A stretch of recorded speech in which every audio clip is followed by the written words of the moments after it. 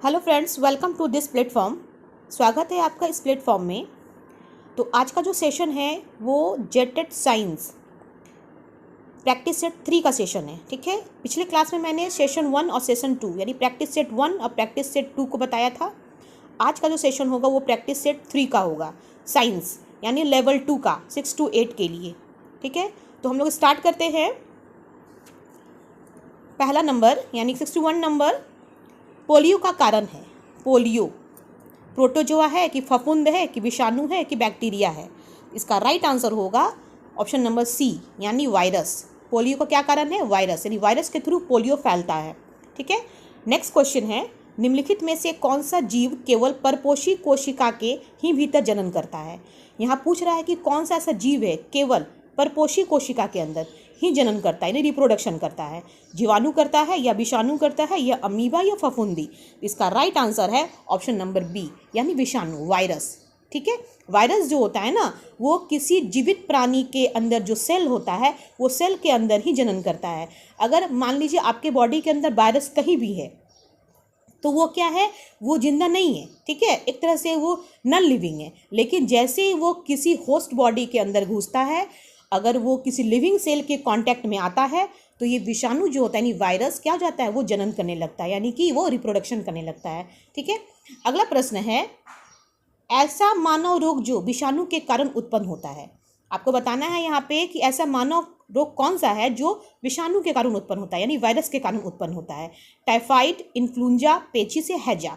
इसका right answer होगा option number B यानी कि इन्फ्लुएंजा। इन्फ्लुएंजा जो होता है वो वायरस के थ्रू होता है। अगला प्रश्न है, वह रोग जो एक प्रोटोजोआ प्राणी द्वारा उत्पन्न होता है और कीट द्वारा फैलता है। मतलब उस डिजीज का नाम बताना, उस रोग का नाम बताना है जो प्रोटोजोआ प्राणी के द्वारा उत्पन्न होता है लेकिन वो किसी कीट के द्वारा फैलता है। जैसे डेंगू हो गया, मलेरिया हो गया, पोलियो हो गया, खसरा हो गया। ठीक है, तो इसका सही आंसर होगा ऑप्शन नंबर बी, मलेरिया। जैसे हम लोग सोचते हैं कि मच्छर के काटने से मलेरिया होता है। ठीक है, मच्छर तो एक वेक्टर है लेकिन मच्छर के अंदर ये प्रोटोजोआ होता है। ठीक है, और प्रोटोजोआ पैरासाइट। ठीक है, उस पैरासाइट के थ्रू क्या होता है, मच्छर क्या है, प्रोटोजोआ कैटेगरी में आता है, लेकिन मच्छर के अंदर प्रोटोजोआ ये पैरासाइट होता है जिसका नाम है प्लाज्मोडियम। जैसे कोई मच्छर आपको क्या करता है, काटता है, आपका ब्लड सक करता है, तो मच्छर के बॉडी के अंदर जो ये जो पैरासाइट है वो आपके बॉडी के अंदर इंटर कर जाता है, जिसके थ्रू मलेरिया नाम की बीमारी होती है। ठीक है, इसलिए यहाँ बोला गया है कि कीट के द्वारा फैलता है, तो वो कीट मच्छर ही है। ठीक है, इंसेक्ट। अगला प्रश्न है, पेनिसिलिन प्रतिजैविक दवाएं प्राप्त होती हैं। पेनिसिलिन प्रतिजैविक दवाएं प्राप्त होती है किससे? जीवाणु से कि फफूंद से, ये शैवाल से, ये नील हरित शैवाल से? इसका राइट आंसर है ऑप्शन नंबर बी, फफूंद यानी फंगस से। ठीक है, अगला प्रश्न है, वायरस के कारण पैदा होने वाले रोग है। चेचक, रेबीज, टिटनेस, खसरा, मलेरिया, हैजा, प्लेग, निमोनिया? इसका राइट आंसर होगा ऑप्शन नंबर ए यानी चेचक। चेचक और रेबीज ये वायरस के कारण पैदा होने वाला बीमारी यानी रोग है। ठीक है, याद रखना है। अगला प्रश्न है, निम्नलिखित जीवाणुओं में मानव जाति के लिए लाभकारी हैं। निम्नलिखित जीवाणु में मतलब यहाँ पे जो जीवाणु का नाम दिया गया है वो मानव जाति के लिए लाभकारी है। ठीक है, कौन सा? स्टेप्टोकोकस, साल्मोनेला, पेनिसिलियम या ये सभी? इसका राइट आंसर है ऑप्शन नंबर ए, स्टेप्टोकोकस। ठीक है, अगला प्रश्न है, बीमारी फैलाने वाले एजेंट को क्या कहा जाता है, यानी क्या कहते हैं उसको? सिक्रेटिन कहते हैं कि पोलेक्ट्रिन कहते हैं या अमाइलेज कहते हैं या पैथोजेन कहते हैं? तो बीमारी फैलाने वाले एजेंट, बीमारी फैलाने वाला एजेंट कौन हो सकता है? एजेंट किसको कहेंगे हम लोग? जैसे कि जो भी माइक्रो ऑर्गेनिज्म है यानी माइक्रोब्स जो होते हैं वो क्या होते हैं, पैथोजेंस होते हैं। जैसे कि आपका वायरस हो गया, बैक्टीरिया हो गया, फंगस हो गया। ठीक है, ये सारे जो होते हैं ना ये एजेंट होते हैं और इसी के थ्रू क्या होता है, बीमारी फैलता है।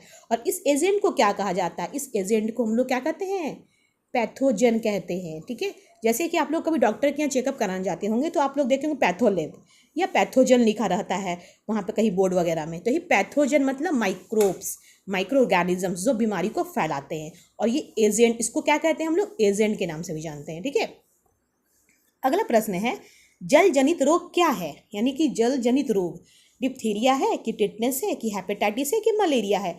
इसका राइट आंसर होगा आपका 69 नंबर का सी नंबर, हेपेटाइटिस। ठीक है, जल जनित रोग यानी कि हेपेटाइटिस जो है वो क्या होता है? जल जनित रोग होता है। ठीक है, अगला प्रश्न है, कॉलेरा रोग होता है, कॉलेरा बैक्टीरिया द्वारा होता है या वायरस द्वारा होता है या कीटों द्वारा या टॉक्सिन द्वारा? इसका राइट आंसर होगा आपका ऑप्शन नंबर ए, बैक्टीरिया के थ्रू होता है। कॉलेरा नाम का बीमारी जो होता है वो बैक्टीरिया के थ्रू होता है।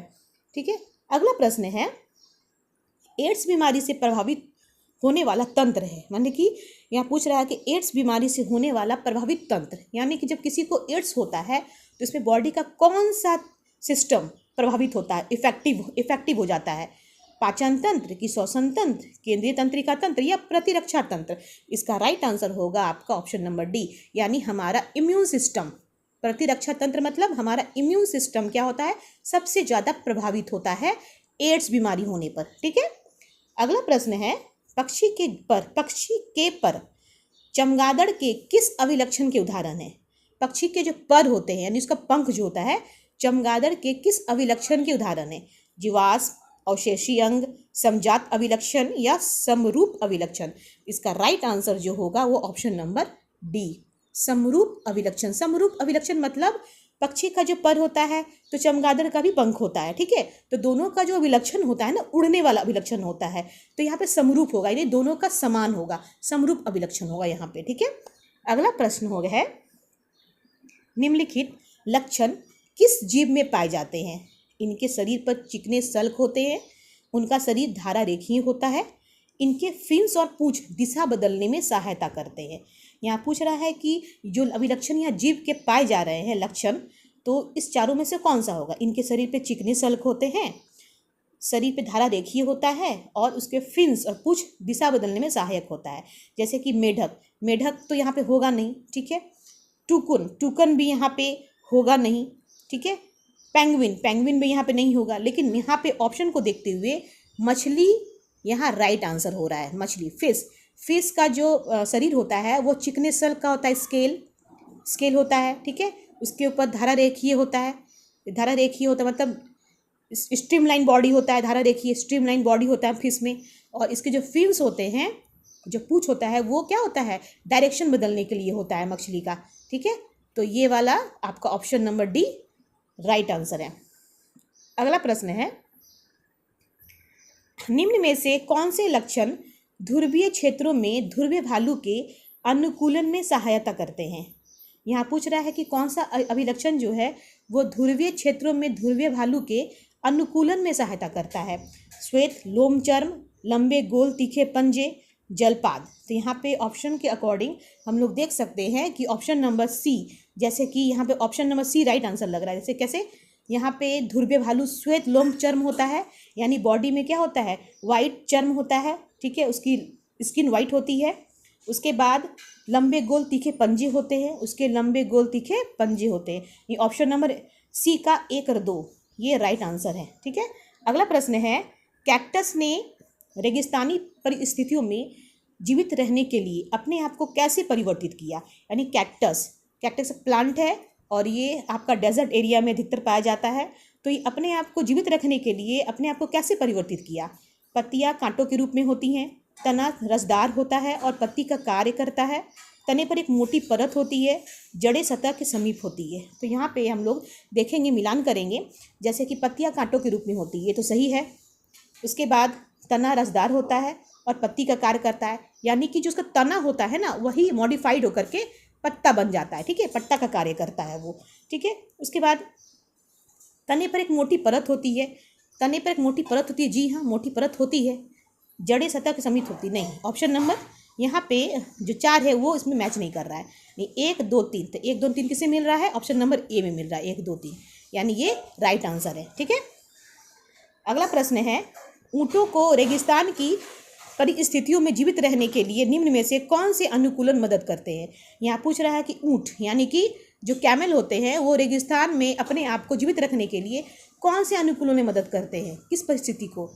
उनकी टांगें लंबी होती है, वे बहुत मूत्र त्याग करते हैं, वे बहुत पसीना बहाते हैं, उनकी लीद आर्द्र है, तो इस ऑप्शन को देखते हुए हम लोग देखते हैं उनकी टांगें बहुत लंबी होती है, ऊँट की टांगें बहुत लंबी होती है, यानी ऑप्शन नंबर ए जो होता है वो सही है। अगला प्रश्न है, निम्न में से कौन सा अनुकूलन जलीय पौधे की जल पर तैरते रहने में सहायता करता है। यहाँ पूछ रहा है कि निम्न में से कौन सा अनुकूलन जलीय पौधे की जल पर तैरते रहने की सहायता करता है, यानी कि जल वाले जो पौधे होते हैं, जो पानी में रहने वाले पौधे होते हैं, जो पानी में तैरते हैं, वो किस तरह से अपने आप को सहायता करते हैं तैरने में। पौधे में तनों के बड़े छिद्रों का होना, पत्तियों पर मोम की परत होना, फीते जैसी पत्तियां होना, पत्ती के ऊपर सतह पर रंध्र होना। तो इसका राइट आंसर है ऑप्शन नंबर ए, पौधे में तनों के बड़े छिद्र का होना, यानी कि जो ऐसे प्लांट जो पानी में पाए जाते हैं, पानी में रहने वाले होते हैं, पानी में रह के अपने आप को एडाप्ट करते हैं, तो उनके तनों में क्या होता है, छिद्र, बड़े बड़े छिद्र होते हैं जिससे एयर एंटर करता है। ठीक है, अगला प्रश्न है, कुछ जड़ें जो मूल के अतिरिक्त किसी अन्य अंग से उत्पन्न होती है, कुछ ऐसे जड़ होती हैं जो मूल के अतिरिक्त किसी अन्य अंग से उत्पन्न होती है, कहलाती है मुख्य जड़ें, आकस्मिक जड़ें, रेशेदार जड़ें, लट्ठा जड़ें। इसका राइट आंसर होगा आपका ऑप्शन नंबर बी, आकस्मिक जड़ें। ठीक है, आकस्मिक जड़ें। अगला प्रश्न है, निम्नलिखित में से तने का रूपांतरण नहीं है। यहाँ पूछ रहा है तने का रूपांतरण नहीं है। ठीक है, प्याज, अरबी, शकरकंद, आलू। इसका राइट आंसर होगा ऑप्शन नंबर सी, शकरकंद। ठीक है, जिसको हम स्वीट पोटैटो कहते हैं, ये तने का रूपांतरण नहीं होता है। अगला प्रश्न है, निम्नलिखित में से कौन सा रूपांतरित तना है, रूपांतरित तना है पूछ रहा है, गाजर है कि शकरकंद है कि नारियल है कि आलू है। इसका राइट आंसर होगा ऑप्शन नंबर डी, जो आलू होता है ना वो एक रूपांतरित तना है। क्या है, रूपांतरित तना है आलू। अगला प्रश्न है, खाना बनाने में प्रयोग किया जाने वाला अदरक एक राइजोम है, जो खाना बनाने में प्रयोग किए जाने वाला अदरक एक राइजोम है, जो क्या है, भूमिगत तना है, भूमिगत जड़ है, भूमि से ऊपर तना है, या भूमिगत के ऊपर की ओर जड़ है। इसका राइट आंसर होगा आपका ऑप्शन नंबर ए, भूमिगत तना है। क्या है ये, भूमिगत तना है। अगला प्रश्न है, हल्दी के किस भाग से हल्दी पाउडर प्राप्त किया जाता है। हल्दी के किस भाग से हम हल्दी पाउडर को क्या कर सकते हैं, प्राप्त कर सकते हैं।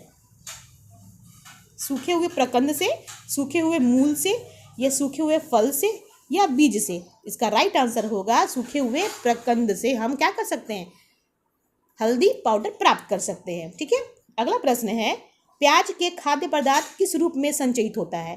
प्याज का जो खाद्य पदार्थ होता है, खाने वाला पदार्थ, किस रूप में संचयित होता है, सेल्यूलोज के रूप में, या प्रोटीन के रूप में, या स्टार्च के रूप में, शर्करा के रूप में। इसका राइट आंसर है ऑप्शन नंबर ए, सेल्यूलोज। ठीक है, सेल्यूलोज के रूप में संचयित होता है। अगला प्रश्न है, घर्न पट्टी के निम्नलिखित भागों में से कौन सा एक घट में रूपांतरित होता है। घर्न पट्टी, ठीक है, जिसको हम लोग क्या करते हैं, पिक्चर प्लांट कहते हैं, पिक्चर प्लांट। ठीक है, ये जो घर्न पट्टी, इसको पिक्चर प्लांट कहते हैं, निम्नलिखित भागों में से कौन सा एक घट जो होता है वो रूपांतरित होता है, स्तंभ, पत्ता, अनुपर्ण, या पर्णवृंत।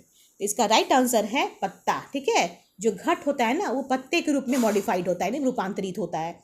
अगला प्रश्न है, नीचे दिए पौधों और उनके खाद्य भागों के युग्मों में कौन सा सही सुमेलित नहीं है।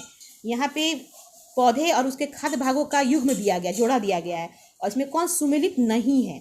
जैसे अदरक का प्रकंद दिया है, प्याज का मांसल पर्ण दिया है, आलू का मूल दिया है, नारियल का भुंडपोष दिया है। इसका राइट आंसर होगा ऑप्शन नंबर सी, आलू का मूल। ये ऑप्शन सही नहीं है, ये सुमेलित नहीं हो रहा है। ठीक है, अगला प्रश्न है, निम्नलिखित में से कौन सा विश्व का सबसे बड़ा पुष्प है। कमल, ग्लोरी लिली, रेफलेशिया, या सूरजमुखी। ठीक है, तो विश्व का सबसे बड़ा पुष्प का क्या नाम है यहाँ पे ऑप्शन के हिसाब से, ऑप्शन नंबर सी, रेफलेशिया सबसे बड़ा फूल होता है विश्व का। ठीक है, याद रखना है। पुष्पी पादपों के बीज किससे निर्मित होता है। पुष्पी पादपों के बीज किससे निर्मित होते हैं, अंडाशय और अंडाशय भित्ति से, भ्रूण, खाद, निंचल और आवरण से, बीजांड से, या युग्मनज से। इसका राइट आंसर होगा ऑप्शन नंबर सी, बीजांड से। ठीक है, क्या किससे होता है, ये बीजांड से होता है। अगला प्रश्न है, निम्नलिखित में से कौन सा टमाटर के लाल रंग के लिए उत्तरदायी है। यानी टमाटर का जो लाल रंग होता है वो कौन उत्तरदायी है इसके लिए, बीटा कैरोटीन, एंथ्रोसाइनिन, लाइकोपीन, या इनमें से कोई नहीं। तो इसका राइट आंसर होगा आपका ऑप्शन नंबर सी, लाइकोपीन। यानी कि टमाटर में लाइकोपीन पाया जाता है, जिसके कारण टमाटर का रंग क्या होता है, लाल होता है। ठीक है। अगला प्रश्न है, पपीते में पीले रंग का कारण क्या है? पपीता का जो रंग पीला होता है उसका कारण क्या है? Papain, lycopene, caricaxanthin, carotene. इसका राइट आंसर होगा ऑप्शन नंबर सी, कैरिकोजेंथिन। याद रखना है, कैरिकोजेंथिन पपीते में पाया जाता है, जिसके कारण पपीता का कलर क्या होता है? पीला होता है। ठीक है। और लास्ट है आज का,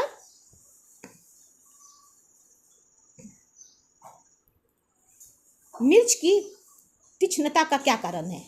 यानी मिर्च बहुत ज़्यादा तीखा लगता है, तीक्ष्ण लगता है, इसका क्या कारण है? लाइकोपिन की उपस्थिति, कैप्सिसनिन की उपस्थिति, कैरोटीन की उपस्थिति, एंथ्रोसाइनिन की उपस्थिति। इसका राइट आंसर है ऑप्शन नंबर बी, कैप्सिसनिन। कैप्सिनिन की उपस्थिति के कारण मिर्च बहुत तीखा लगता है। ठीक है। तो आज का सेशन इतना ही रहेगा। तो फ्रेंड्स, ये सेशन ज़रूर देखिएगा, बहुत इंपॉर्टेंट सेशन है और साइंस वाले कैंडिडेट के लिए बहुत ही ज़्यादा इंपॉर्टेंट है। आपको इससे बहुत ज़्यादा हेल्प मिलेगा। सेशन को पूरी देखिएगा। ठीक है। तो आज के लिए इतना ही। Thank you so much.